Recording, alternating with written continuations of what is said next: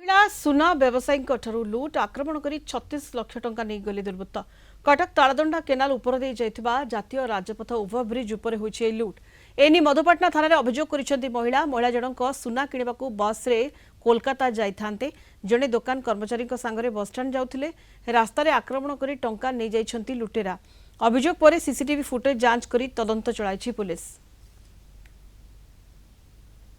ताकू मारिकी सम्राट हॉल पाखे पैसा छड़े नहीं जाते 36 लाख टका 6 जन जोता आसिक पाखापाखि 6 जन जना पड़ी मु तो नी से किंतु आम जो कहूँ आम भाणीजी 6 जन पाखापाखि थे हाईकोर्ट छक बाहर ओमपी छक को आसते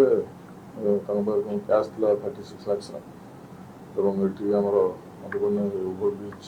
पाखे तालदंडा केनाल ओभरब्रिज पाखे पक्ष मैंने धक्का देला से पड़गला बाड़े